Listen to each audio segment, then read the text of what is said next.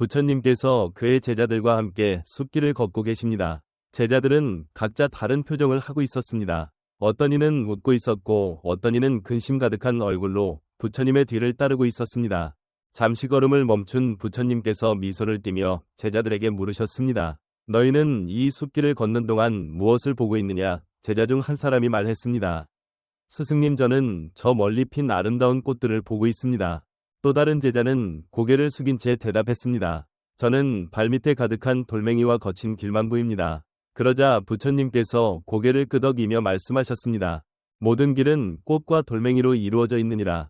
그러나 너희가 무엇을 보고 무엇을 느낄지는 너희 마음이 선택하는 것이다. 이 말에 제자들은 고개를 끄덕이며 한동안 침묵 속에서 걸음을 옮겼습니다. 우리는 모두 이 숲길을 걷는 제자들과 같습니다. 같은 길을 걷지만 누군가는 꽃을 보고 누군가는 돌멩이를 보며 살아갑니다. 여러분은 어떤 마음으로 이 길을 걷고 계신가요? 이번 방송에서는 삶의 근심과 걱정이라는 주제를 통해 우리가 보는 돌멩이가 사실은 꽃으로 바뀔 수 있다는 이야기를 나눠보려 합니다. 근심 걱정은 허상이다라는 주제를 바탕으로 우리의 마음을 좀 더 가볍게 만들어줄 부처님의 가르침과 이야기를 함께 나누겠습니다. 여러분도 공감하실 수 있는 사연과 교훈을 통해 오늘의 이야기가 마음 한편의 위로가 되기를 바랍니다. 먼저 우리 삶의 일상에서 찾아오는 걱정과 근심의 본질에 대해 생각해 보겠습니다. 아침에 눈을 뜨자마자 머릿속을 채우는 생각들, 오늘도 잘 해낼 수 있을까? 이번 달 월세는 어떻게 내지? 내일 있을 발표 준비는 끝났나? 이러한 걱정들은 우리 일상을 잠식해버릴 만큼 무겁게 느껴질 때가 많습니다. 하지만 이 걱정들이 정말로 실체가 있는 걸까요? 부처님께서는 제자들에게 이런 질문을 던지신 적이 있습니다. 너희가 걱정하는 일이 실제로 일어난 적이 몇 번이나 있었느냐? 이 물음에 제자들은 한참 동안 침묵했지만 그중 한 사람이 조심스럽게 대답했습니다. 스승님, 제가 걱정했던 일의 대부분은 일어나지 않았습니다. 부처님께서는 웃으며 말씀하셨습니다. 그렇다면 너희가 걱정하는 일은 마치 꿈속의 그림자와 같지 않겠느냐? 그것이 너희의 현실이 아니라면 왜 그것에 매달려 스스로를 괴롭히느냐? 이처럼 우리의 걱정은 실제로 존재하지 않는 경우가 많습니다. 그저 우리의 머릿속에서 만들어낸 그림자에 불과합니다. 그림자가 아무리 커 보여도 그것은 빛과 함께 사라질 운명을 가지고 있습니다. 청취자 여러분, 오늘 하루를 돌아보며 자신에게 물어보세요. 나는 오늘 몇 번이나 걱정이라는 그림자 속에 갇혀 있었는가? 그리고 그 걱정들이 과연 실제로 나를 위협했던 일인지 아니면 단지 내 상상 속에서 만들어진 허상인지 점검해보세요. 우리는 지금을 살아가야 할 시간입니다. 과거에 매달리거나 미래를 두려워하기보다는 현재의 이 순간을 만끽해야 할 이유가 여기에 있습니다. 혹시 지금도 마음 한편에 무거운 짐을 지고 있는 분이 있다면 그 짐을 잠시 내려놔 보세요. 부처님께서 말씀하셨듯이 근심 걱정은 허상일 뿐입니다. 자, 이제 우리는 근심 걱정이 허상임을 깨닫는 첫걸음을 떼었습니다.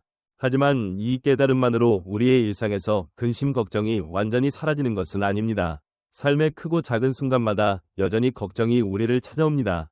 그래서 오늘은 근심 걱정이 왜 우리에게 그렇게 강하게 자리 잡는지 그 뿌리를 조금 더 깊이 들여다보려 합니다.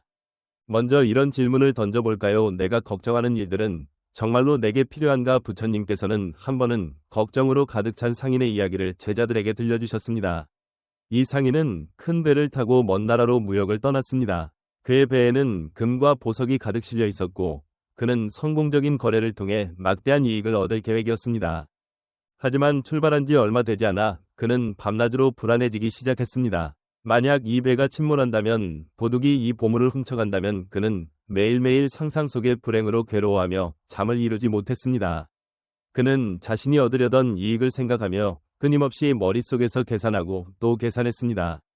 그러던 어느 날 그의 배가 폭풍우를 만나 크게 흔들렸습니다. 그 순간 그는 모든 것을 놓아버리고 말했습니다. 이 배와 함께 보물이 침몰하더라도 내 목숨만은 구해야겠다. 결국 그는 배를 버리고 가까스로 목숨을 구할 수 있었습니다. 그는 고향으로 돌아와 빈손이 되었지만 그제야 비로소 평온함을 되찾을 수 있었습니다. 부처님께서는 이 이야기를 들려주신 후 이렇게 말씀하셨습니다. 무언가를 얻고자 하는 집착은 그것을 잃을까 두려운 근심을 동반한다. 그러니 무엇을 소유하고자 하는 마음을 줄이면 걱정도 함께 사라질 것이다.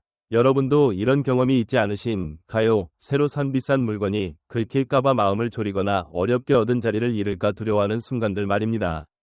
이처럼 우리의 근심 걱정은 대부분 집착에서 비롯됩니다. 그 집착은 눈에 보이는 물건뿐만 아니라 명예관계, 그리고 우리의 자아에까지 뻗어 있습니다. 하지만 그 집착이 정말로 우리에게 필요한 것인지 한 번쯤 스스로에게 물어봐야 합니다. 다음으로 부처님께서 설하신 또 다른 이야기를 소개하고 싶습니다. 한 제자가 부처님께 물었습니다. 스승님, 저는 어째서 항상 걱정이 떠나지 않는지 모르겠습니다. 마음을 비우려고 노력해도 자꾸만 걱정이 저를 찾아옵니다. 부처님께서는 미소를 지으며 그를 데리고 강가로 가셨습니다. 그리고 나뭇가지 하나를 꺾어 제자에게 건네셨습니다. 이 나뭇가지를 강물 위에 띄워보아라. 제자는 부처님의 말씀대로 나뭇가지를 물 위에 띄웠습니다. 그러자 나뭇가지는 강물 위에 떠내려가기 시작했습니다. 부처님께서 물으셨습니다. 저 나뭇가지는 지금 어디로 가고 있느냐? 제자는 대답했습니다. 물이 흐르는 대로 떠내려가고 있습니다. 부처님께서는 고개를 끄덕이며 말씀하셨습니다. 마음의 근심 걱정도 저 나뭇가지와 같으니라. 너는 그것을 붙잡고 싶어 하지만 사실 그것은 내 손을 떠나 이미 흘러가고 있는 것이다. 그러니 내가 할 일은 단지 그것을 흘려보내는 것이니라. 우리가 걱정에 사로잡히는 이유 중 하나는 그것을 붙잡고 놓지 않으려는 마음 때문입니다. 우리는 걱정을 붙잡음으로써 어떤 해결책을 찾을 수 있다고 믿습니다. 그러나 실상은 그렇지 않습니다. 걱정을 붙잡고 있는 동안 우리는 오히려 현재의 행복과 평안을 놓치고 있을 뿐입니다. 청취자 여러분, 지금 여러분을 괴롭히는 걱정 하나를 떠올려 보세요.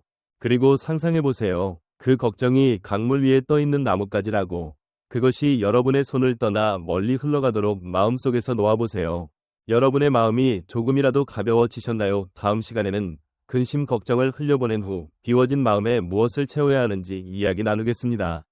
삶은 흘러가는 강물과도 같습니다. 그 강물을 거스르지 않고 그저 흘러가는 대로 따라가는 법을 배워봅시다. 근심 걱정을 흘려보내고 마음을 비우는 법에 대해 이야기를 나누었습니다.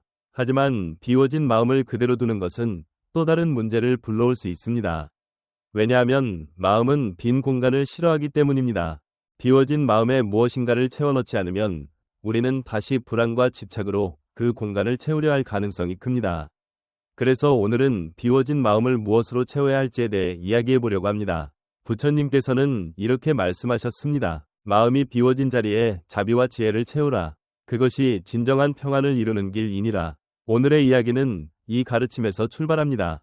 먼저 비워진 마음을 채우기 위한 첫 번째 요소인 자비에 대해 생각해 볼까요? 자비는 단순히 남을 불쌍히 여기는 마음이 아닙니다. 그것은 타인의 고통을 자신의 고통처럼 느끼고 그 고통을 덜어주고자 하는 진심 어린 마음입니다. 부처님께서는 자비심이 어떻게 우리 마음을 치유하고 평안을 가져오는지 알려주는 이야기를 들려주셨습니다. 어느 날 한 마을에 큰 가뭄이 들었습니다. 마을 사람들은 물이 부족해 다들 신경이 날카로워지고 서로를 원망하며 다투기 시작했습니다. 그러던 중 한 청년이 마을 사람들을 위해 작은 우물을 파기 시작했습니다. 주변 사람들은 그에게 이렇게 말했습니다. 내가 아무리 애를 써도 이 가뭄에 물이 나올 리 없다. 하지만 청년은 포기하지 않았습니다. 매일 땀을 흘리며 우물을 팠고 결국 물이 솟아올랐습니다. 청년은 그 물을 마을 사람들과 나누었고 모두가 목마름에서 벗어날 수 있었습니다. 부처님께서는 이 이야기를 들려주시며 말씀하셨습니다. 자비는 마치 가뭄 속에서 우물을 파는 것과 같다. 비록 처음에는 힘들고 지치더라도 결국 그것은 자신과 주변 사람들에게 모두 이로움을 주는 이라. 청취자 여러분, 우리도 이 청년처럼 자비를 실천할 수 있습니다. 가까운 가족이나 친구 또는 낯선 사람에게 따뜻한 말 한마디를 건네는 것으로도 충분합니다. 그 작은 자비가 여러분의 마음을 평화롭게 만들고 다른 사람에게 더 큰 힘이 될 것입니다. 자, 이제 두 번째 요소인 지혜로 넘어가 보겠습니다. 부처님께서는 지혜를 모든 것을 있는 그대로 보는 힘이라고 말씀하셨습니다. 우리가 걱정과 근심에 사로잡히는 이유는 사물을 있는 그대로 보기보다는 우리의 고정관념과 두려움으로 왜곡해서 보기 때문입니다. 지혜를 채운다는 것은 이러한 왜곡을 걷어내고 사물을 있는 그대로 바라보는 연습을 하는 것을 의미합니다. 부처님께서는 제자들에게 한 번은 이런 예를 들어주셨습니다. 어느 날 제자가 숲을 걷다가 멀리 나뭇가지가 흔들리는 모습을 보고 두려워했습니다. 스승님, 저 나뭇가지에 뱀이 있는 것 같습니다. 저는 그곳을 지나가기가 두렵습니다. 부처님께서 미소를 지으며 제자와 함께 나뭇가지 가까이 다가가셨습니다. 그리고 나뭇가지를 들어올리며 말씀하셨습니다. 이것은 뱀이 아니라 단지 부러진 나뭇가지일 뿐이다. 내 두려움은 실제하지 않는 허상이니라. 이처럼 지혜는 우리의 두려움과 걱정을 실체적으로 바라보고 그것이 허상임을 깨닫는 힘을 줍니다. 우리가 가진 걱정의 대부분은 마치 어둠 속에서 뱀처럼 보이는 나뭇가지와 같습니다. 빛을 비추고 그것을 자세히 들여다보면 그것이 두려워할 대상이 아니라는 것을 알게 됩니다. 청취자 여러분, 지금 여러분의 마음속에서 뱀처럼 보이는 것이 무엇인가요? 그것이 정말로 뱀인지 아니면 단지 나뭇가지인지 스스로에게 물어보세요. 그리고 있는 그대로의 모습을 보려는 연습을 해보세요. 비워진 마음에 자비와 지혜를 채운다면 여러분은 근심 걱정 대신 평안과 행복을 경험할 수 있을 것입니다.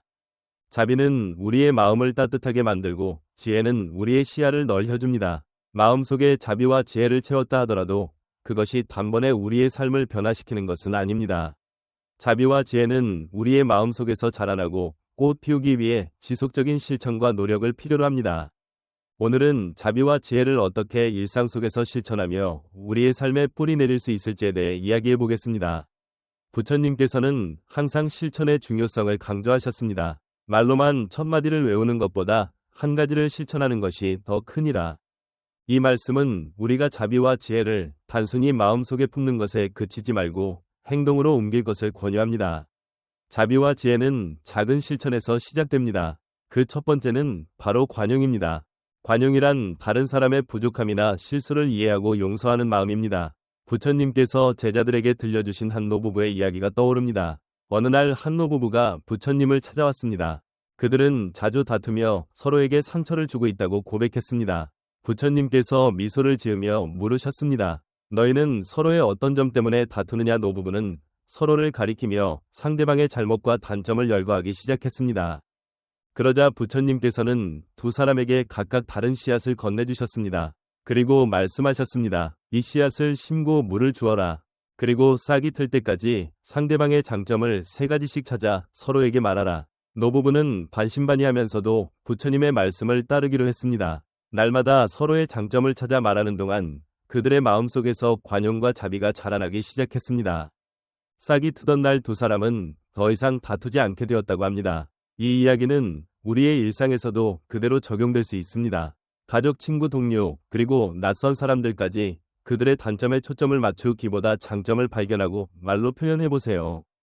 그 작은 노력이 우리 삶을 얼마나 따뜻하게 만드는지 경험하게 될 것입니다. 두 번째 실천 방법은 경청입니다. 경청은 자비와 지혜를 행동으로 옮기는 가장 쉬우면서도 강력한 방법입니다. 부처님께서도 늘 제자들의 말을 귀 기울여 들으셨습니다. 어느 날 한 젊은 제자가 부처님을 찾아와 고백했습니다. 스승님, 저는 요즘 자꾸 다른 사람들에게 화를 내고 맙니다. 저도 그게 옳지 않다는 걸 알지만 멈출 수가 없습니다.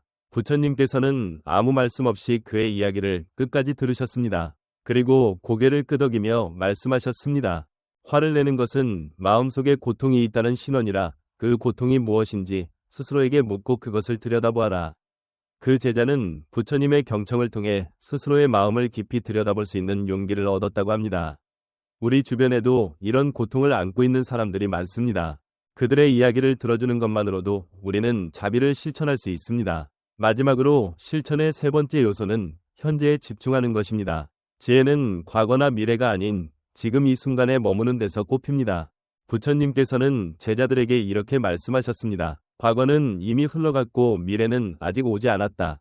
현재에 충실한 것이야말로 진정한 삶을 사는 길이니라. 청취자 여러분, 지금 이 순간을 살아가고 계신가요? 혹은 과거의 후회나 미래의 불안에 사로잡혀 현재를 놓치고 있진 않으신가요? 한 번쯤 스스로에게 물어보고 지금의 순간을 온전히 느껴보는 연습을 해보세요. 예를 들어 차 한 잔을 마시는 순간 에도 그것이 단순히 목을 축이는 일이 아니라 차의 향기와 온기를 느끼는 특별한 시간이 될 수 있습니다. 자비와 지혜를 실천하는 것은 거창하거나 복잡한 일이 아닙니다. 그것은 작은 일상 속에서 마음을 담아 행동하는 것으로 시작됩니다.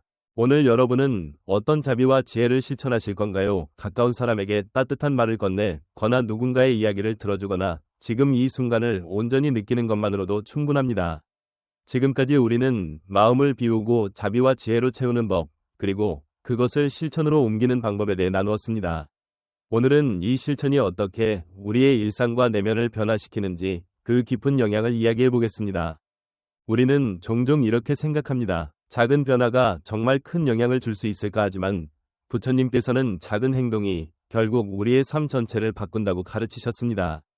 그분의 제자 중 한 명인 아난다가 이런 질문을 한 적이 있습니다. 스승님, 제가 매일 자비를 실천하고 지혜를 기르려 노력합니다. 그런데 세상은 여전히 변하지 않는 것처럼 느껴집니다. 이 노력이 정말 의미가 있습니까? 부처님께서는 대답 대신 아난다를 데리고 근처의 산길을 걸으셨습니다. 그 길에는 돌이 많고 울퉁불퉁했지만 부드럽게 다져진 작은 오솔길이 있었습니다. 부처님께서 말씀하셨습니다. 아난다야, 이 오솔길은 처음부터 이렇게 다져져 있었을까? 아난다는 고개를 저으며 말했습니다. 아닙니다. 많은 사람들이 오랜 시간 발로 걸으며 만들어진 길일 것입니다. 부처님께서는 미소를 지으며 덧분이셨습니다. 그렇다. 매일매일의 작은 발걸음들이 결국 이렇게 편안한 길을 만들었다. 자비와 지혜를 실천하는 것도 이와 같으니라. 너의 노력이 비록 작게 느껴질지라도 그것은 너와 세상의 깊고 오래된 길을 만들어줄 것이다. 부처님의 이 가르침은 작은 행동들이 우리 삶과 주변에 미치는 영향을 잘 보여줍니다. 그럼 작은 변화가 어떤 결실을 맺을 수 있는지 실천 사례를 통해 살펴보겠습니다. 먼저 자비가 가져오는 변화를 생각해 봅시다. 한 사찰에 스님 한 분이 있었습니다. 그는 매일 아침 사찰 앞마을로 내려가 노숙자들에게 따뜻한 죽을 나눠주는 일을 했습니다. 몇 년 동안 그는 같은 일을 반복하며 특별한 보답을 기대하지 않았습니다. 어느 날 한 남자가 그를 찾아왔습니다. 그 남자는 과거에 노숙자로 살던 사람이었지만 스님의 도움 덕분에 삶을 새로 시작할 수 있었다고 말했습니다. 그는 감사를 전하며 이제 자신도 다른 사람들을 돕고 싶다고 다짐했습니다. 스님의 작은 자비가 한 사람의 삶을 바꾸었고 그것은 또 다른 자비로 이어지게 된 것입니다. 이처럼 자비는 우리 자신뿐만 아니라 우리와 연결된 세상에도 변화를 일으킵니다. 다음은 지혜가 가져오는 변화에 대해 살펴보겠습니다. 부처님께서는 지혜를 통해 삶을 있는 그대로 바라보는 태도를 가르치셨습니다. 이 가르침을 실천했던 한 상인의 이야기가 있습니다. 이 상인은 사업 실패로 큰 빚을 지고 모든 것을 잃었다고 느꼈습니다. 그는 절망 속에서 자신을 탓하며 세상에 대한 원망으로 가득 차 있었습니다. 그러던 중 그는 부처님의 가르침을 듣게 되었습니다. 모든 것은 변하니 고통 또한 영원하지 않다. 있는 그대로를 받아들이고 그 안에서 배우라. 그는 이 말을 되새기며 자신의 상황을 있는 그대로 받아들이고 그 안에서 새로운 길을 찾기로 결심했습니다. 그는 작게 시작한 장사를 통해 다시 일어섰고 오히려 과거의 실패 덕분에 더 지혜로운 사람이 되었다고 고백했습니다. 그는 말했습니다. 제가 사업 실패를 겪지 않았다면 오늘의 평온을 알지 못했을 것입니다. 그 고통은 저를 더 나은 사람으로 만들어준 선물이었습니다. 청취자 여러분, 자비와 지혜는 우리의 삶에 이렇게 큰 변화를 가져옵니다. 하지만 그것은 단번에 이루어지는 것이 아닙니다. 작은 실천들이 쌓이고 그 실천들이 우리의 마음과 삶을 점차 변화시키는 것입니다. 오늘 여러분의 하루는 어떤 실천들로 채워져 있나요? 작은 자비의 행동 하나, 그리고 작은 지혜의 깨달음 하나가 내일의 여러분을 더 평화롭고 행복하게 만들 것입니다. 작은 발걸음이 오솔길을 만들듯이 여러분의 작은 행동들이 세상을 더 나은 곳으로 만들 수 있다는 것을 기억하세요. 지금까지 우리는 자비와 지혜의 실천이 개인의 삶을 어떻게 변화시키는지에 대해 살펴보았습니다. 이제는 이 변화가 개인을 넘어 어떻게 우리 사회와 세상 전체로 확장될 수 있는지에 대해 이야기해 보겠습니다. 부처님께서 강조하신 자비와 지혜는 개인의 수행에 그치지 않고 결국 얘는 공동체의 평화와 조화를 이루기 위한 도구입니다.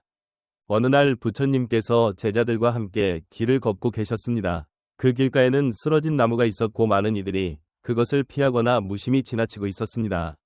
부처님께서는 나무를 보며 말씀하셨습니다. 이 나무는 더 이상 열매를 맺을 수 없지만 그늘을 제공하고 나무 조각은 불을 피우는 데 쓰이며 또한 이 땅에 양분을 남긴다. 그런데 왜 사람들은 이 나무를 쓸모없다 여기며 지나치는가? 제자 중 한 명이 대답했습니다. 스승님, 사람들은 자신에게 당장의 이익이 되지 않으면 그 가치를 보지 못합니다. 부처님께서는 미소를 지으며 말씀하셨습니다. 사람은 이익으로만 살아가는 것이 아니니라. 모든 존재가 서로 연결되어 있음을 깨닫고 그 연결 속에서 주고받는 마음이야말로 참된 평화의 시작이니라. 부처님의 이 가르침은 우리에게 중요한 통찰을 줍니다. 개인의 자비와 지혜는 결국 우리의 관계와 공동체, 그리고 더 나아가 세상에 영향을 미칩니다. 우리가 일상에서 실천하는 작은 자비가 어떻게 세상의 파장을 일으킬 수 있는지 그 사례를 살펴봅시다.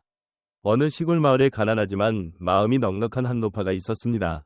그녀는 매일 자신이 가진 작은 밭에서 농작물을 가꾸고 그 일부를 마을 사람들과 나누었습니다. 노파의 이러한 행동은 단순히 나눔을 넘어서 마을 사람들 사이에 신뢰와 연대를 만들어냈습니다. 어느 해 큰 홍수가 마을을 덮쳐 모두가 어려움에 처했을 때 노파를 돕기 위해 마을 사람들이 하나 둘씩 나섰습니다. 그들은 함께 집을 재건하고 농작물을 나누며 어려운 시기를 극복했습니다. 노파의 작은 나눔이 마을 전체를 하나로 묶고 공동체의 생존을 가능하게 했던 것입니다. 이 이야기에서 알 수 있듯이 자비는 개인의 덕목을 넘어 세상을 더 나은 곳으로 만드는 힘이 있습니다. 지혜 역시 마찬가지입니다. 지혜는 우리를 이기심에서 벗어나게 하고 세상의 다양한 관점을 이해하게 해줍니다. 이는 갈등을 줄이고 평화를 이루는 데 중요한 역할을 합니다. 부처님 당시 한 작은 왕국에서 두 부족이 한강을 두고 갈등을 벌이고 있었습니다. 부족들은 물을 나누지 못해 싸움을 시작했고 결국 전쟁 직전까지 치달았습니다. 그때 부처님께서 그 지역에 찾아 각 부족장들을 불러 모아 말씀하셨습니다. 그대들은 이 강에 물을 두고 싸우지만 물은 누구의 것이 아니니라. 물은 흘러가며 모두에게 이로움을 주기 위해 존재한다. 싸움을 계속한다면 물이 아닌 서로의 피로 강이 채워질 뿐이니라. 부처님의 중재로 부족장들은 강을 나누어 쓰기로 합의했고 전쟁은 피할 수 있었습니다. 지혜로운 사고가 갈등을 평화로 바꾸는 계기가 된 것입니다. 청취자 여러분, 우리의 삶은 서로 깊이 연결되어 있습니다. 한 사람의 자비로운 행동과 지혜로운 결정은 단순히 그 개인을 넘어 우리 모두에게 영향을 미칩니다. 우리가 이웃에게 건넨 작은 친절, 가족과 나눈 따뜻한 대화, 그리고 사회를 위해 선택한 지혜로운 행동 하나하나가 모여 더 나은 세상을 만들어갑니다. 오늘 여러분은 어떤 자비와 지혜를 세상에 전하시겠습니까? 작은 행동이라도 괜찮습니다. 길을 걷다가 떨어진 쓰레기를 줍는 일, 주변 사람에게 진심 어린 관심을 보이는 일, 혹은 인터넷에서 누군가에게 격려의 댓글을 남기는 것까지도 모두 세상을 바꾸는 시작이 될 수 있습니다. 오늘 대화를 마무리하며 이 모든 과정이 우리에게 다시 돌아와 어떤 깨달음과 행복을 가져오는지 이야기를 나눠보겠습니다. 부처님께서 한 제자에게 물으셨습니다. 내가 물을 떠서 다른 이에게 주었다면 누가 먼저 그 물을 느끼게 되겠느냐? 제자는 잠시 생각하다가 답했습니다. 제가 물을 떠서 손에 담는 순간 그 차가움을 먼저 느낄 것입니다. 부처님께서 고개를 끄덕이며 말씀하셨습니다. 그렇다. 자비로운 행동은 남을 이롭게 하지만 그 행동을 하는 이가 먼저 그 기쁨과 평화를 느끼는 법이다. 이것이 자비의 법칙이니라. 이 말은 자비와 지혜를 실천하는 삶이 결국 자신에게도 큰 행복과 깨달음을 가져다 준다는 것을 잘 보여줍니다. 우리는 종종 착한 일을 하면 손해를 본다는 생각을 하곤 합니다. 그러나 자비로운 행동과 지혜로운 선택은 그 자체로 우리에게 내면의 풍요를 안겨줍니다. 우리가 남을 돕는 동안 우리의 마음은 더 따뜻해지고 우리의 삶은 더 평화로워집니다. 작은 실천을 반복하며 쌓인 자비와 지혜는 결국 우리의 내면을 비옥하게 만들어주는 양분과도 같습니다. 어느 시골 마을에 부지런한 농부가 있었습니다. 그는 매일 아침 일찍 일어나 논밭을 돌보고 이웃들에게도 종종 도움의 손길을 내밀었습니다. 어느 해에는 가뭄이 들었고 많은 농부들이 논밭을 포기했습니다. 하지만 이 농부는 끝까지 물을 나누며 이웃들과 협력했습니다. 가을이 되자 그의 논은 풍성한 수확을 맞이했고 그 결실은 단순히 농사의 성과를 넘어서 그동안 쌓아온 나눔과 신뢰의 결과임을 깨달았습니다. 이 농부의 이야기는 우리가 심은 자비와 지혜의 씨앗이 결국 우리 풍성한 결실로 돌아온다는 사실을 잘 보여줍니다. 청취자 여러분, 오늘 하루를 돌아보며 스스로에게 물어보세요. 내가 실천한 작은 자비와 지혜가 무엇인지, 그리고 그것이 나에게 어떤 기쁨을 주었는지 말입니다. 물론 실천은 때로 쉽지 않습니다. 상황이 어렵거나 다른 이들의 반응이 기대와 다를 때 우리는 좌절감을 느낄 수도 있습니다. 그러나 부처님께서는 이런 순간에도 흔들리지 말라고 가르치셨습니다. 바람이 강하게 불어도 거대한 산은 흔들리지 않느니라. 자비와 지혜의 마음도 그러하니 세상의 모든 소리에 흔들리지 말라. 우리가 자비와 지혜를 실천하며 살아간다면 우리의 내면은 점차 산처럼 흔들리지 않는 평온을 얻게 됩니다. 그리고 그 평온은 우리 주변의 사람들에게도 전해져 세상을 더 나은 것으로 만들어줍니다. 이제 여러분에게 질문을 드립니다. 오늘 하루 어떤 자비로운 행동으로 여러분의 마음을 따뜻하게 만들고 주변에 평화를 전할 수 있을까요? 생각만으로도 좋습니다. 그리고 그 생각이 내일의 행동으로 이어지길 바랍니다. 오늘 방송의 핵심 메시지를 요약하자면 자비와 지혜는 단순히 세상을 변화시키는 도구가 아니라 우리 자신에게 행복과 깨달음을 안겨주는 삶의 방식입니다. 끝으로 여러분의 참여를 부탁드립니다. 이 방송을 들으며 느꼈던 점, 오늘 실천해볼 자비와 지혜의 작은 행동들에 대해 댓글로 남겨주세요. 여러분의 이야기가 다른 이들에게 더 영감을 줄 것입니다. 좋아요와 구독도 잊지 말아주세요. 다음 시간에도 여러분의 마음의 평화와 따뜻함을 전할 수 있기를 바랍니다. 오늘도 부처님의 가르침처럼 삶을 온전히 만끽하며 살아가시기를 기원합니다. 감사합니다. 고요한 울림이었습니다.